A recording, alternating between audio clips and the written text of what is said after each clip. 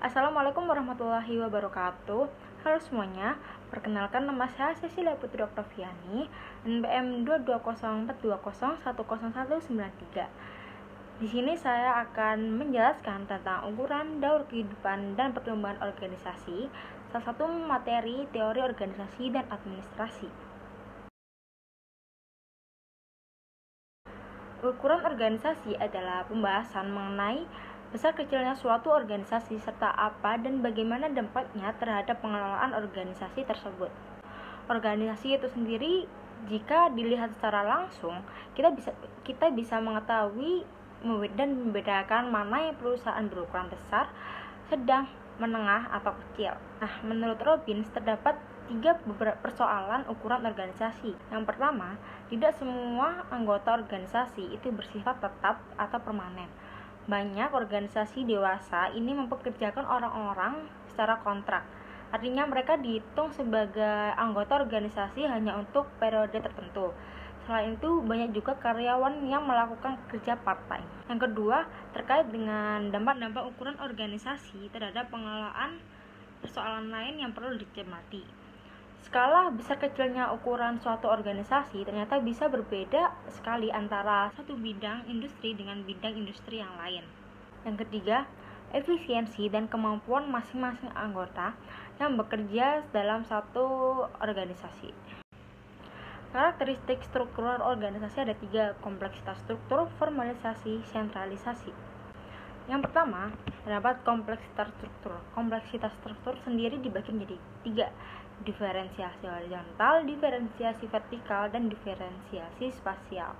Yang pertama, diferensiasi horizontal, yaitu derajat pemisahan antara unit-unit dalam organisasi. Nah, biasanya itu diukur dalam jumlah unit dalam organisasi, misalnya divisi atau departemen.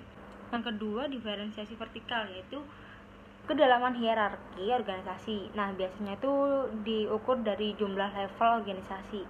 Yang ketiga, diferensiasi spasial, yaitu derajat persebaran lokasi geografis dari fasilitas dan personel suatu organisasi. Yang pertama, organisasi yang sangat kompleks, itu diferensiasi horizontal, vertikal, dan spasial tinggi. Contohnya itu perusahaan multinasional dan badan-badan pemerintah. Yang kedua adalah organisasi yang sederhana, itu contohnya sebagian besar UKM atau usaha kecil menengah. Yang ketiga ada organisasi ekstrim, itu contohnya seperti universitas dan tentara. Yang kedua ada ukuran organisasi dan formalisasi. Formalisasi diartikan sebagai derajat sejauh mana pekerjaan di dalam suatu organisasi distandarisasi. Ukurannya adalah banyaknya aturan-aturan tertulis di mana anggota organisasi harus mematuhinya. Organisasi yang memiliki tingkat formalitas tinggi biasanya memiliki job description formal, sejumlah besar aturan, serta sebagai prosedur dan instruksi kerja yang terdefinisi secara ketat. Menurut Robbins, terdapat tujuan atau manfaat dari formalisasi. Yang pertama, konsistensi dan keseragaman, yaitu untuk mencapai output yang tidak berubah-ubah kualitasnya. Yang kedua, ada meningkatkan koordinasi. Untuk tugas-tugas yang membutuhkan koordinasi tinggi di antara anggota-anggota organisasi, formalisasi merupakan salah satu cara yang efektif dan biasanya dipakai organisasi. Yang ketiga, ada penghematan biaya secara ekonomis. Buku-buku manual pekerjaan di berbagai perusahaan besar biasanya dibuat untuk menghemat biaya. Yang ketiga ada ukuran organisasi dan sentralisasi. Nah, sentralisasi itu berkaitan dengan wewenang pengambilan keputusan.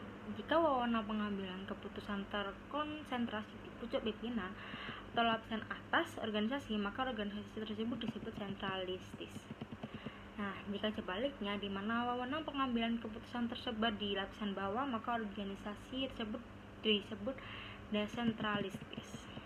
Ada kecenderungan bahwa sentralisasi menurun bersama dengan membesarnya ukuran organisasi. Nah, sebab-sebab mengapa organisasi yang besar membutuhkan desentralisasi itu adalah yang pertama, kapasitas pengelolaan informasi manusia itu terbatas. Yang kedua, organisasi membutuhkan respon yang tepat. Yang ketiga, keputusan dapat diambil dengan informasi yang lebih rinci dan lengkap. Yang keempat, motivasi pekerja dapat ditingkatkan dengan desentralisasi. Yang kelima ada desentralisasi memberi peluang pembelajaran. Yang ketiga adalah hubungan ukuran organisasi dan birokrasi. Ukuran organisasi adalah pembahasan mengenai besar kecilnya suatu organisasi. Bila secara umum, kita dapat membedakan ukuran organisasi yang berukuran besar, sedang, dan kecil. Sedangkan birokrasi adalah setiap organisasi yang berskala besar yang terdiri atas para pejabat yang diangkat, di mana fungsi utamanya adalah untuk melaksanakan kebijakan-kebijakan yang telah diambil oleh pengambil keputusan. Idealnya, birokrasi merupakan suatu sistem rasional atau struktur yang terorganisir yang dirancang sedemikian rupa guna memungkinkan adanya pelaksanaan kebijakan publik yang efektif dan efisien. 3 karakter struktur tadi yang telah dijelaskan seperti kompleksitas, formalisasi, dan sentralisasi itu merupakan karakteristik pokok. Namun ketiga karakteristik ini cukup untuk membedakan 3 tipe pokok organisasi, yaitu organisasi organik, mekanistik, dan birokratik. Yang pertama ada organisasi organik, itu dicirikan oleh kompleksitas, formalisasi, dan sentralisasi yang semuanya rendah atau low. Yang kedua, organisasi mekanik dicirikan oleh kompleksitas, formalisasi, dan sentralisasi yang semuanya tinggi. Yang ketiga ada organisasi birokratik, itu dicirikan oleh kompleksitas dan formalisasi tinggi, tetapi sentralisasinya rendah. Ada juga ciri-ciri birokrasi. Yang pertama ada pembagian kerja, ini otoritas yang jelas, formalisasinya tinggi, kemudian bersifat impersonal, keputusan berdasarkan seleksi, jenjang karir bagi para pegawai, dan pemisahan kehidupan pribadi dan organisasi.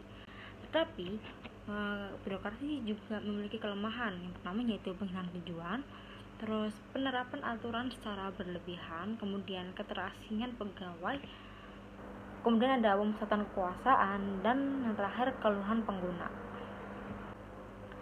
Fase perkembangan kehidupan organisasi sama halnya dengan makhluk hidup yang mengalami pertumbuhan dari masa ke masa, begitu pula dengan organisasi. Organisasi pada umumnya mengalami proses perkembangan sejalan dari waktu dan pertumbuhan organisasi itu sendiri. Nah, perlu diketahui bahwa kelima fase-fase ini mempengaruhi karakteristik suatu organisasi. Yang pertama ada fase entrepreneurial. Fase entrepreneurial adalah fase yang paling awal dalam suatu organisasi. Nah, biasanya ukuran organisasi ini tuh masih kecil atau dalam tahap perintis. Fase ini ditandai dengan adanya pengelolaan secara langsung oleh pemilik. Karena jumlah anggotanya masih sedikit, maka pengelolaan cukup dilakukan oleh satu orang. Yang kedua ada fase kolektivitas. Nah, pada fase kolektivitas, tugas manajemen profesional adalah mengintegrasi kolektif bagian-bagian dalam organisasi yang terdiferensiasi. Artinya, pada fase ini, struktur dan tugas masing-masing bagian dalam organisasi itu akan diperjelas. Selain itu, visi serta misi organisasi juga dimatangkan sehingga tidak terjadi ambiguitas. Namun komunikasi serta struktur itu masih bersifat informal gitu. Yang ketiga ada fase delegasi. Nah, pada fase ini organisasi itu mulai mendelegasikan keputusan-keputusan ke bawah. Struktur organisasi itu mulai diformalisasi dengan aturan-aturan dan prosedur yang lebih formal.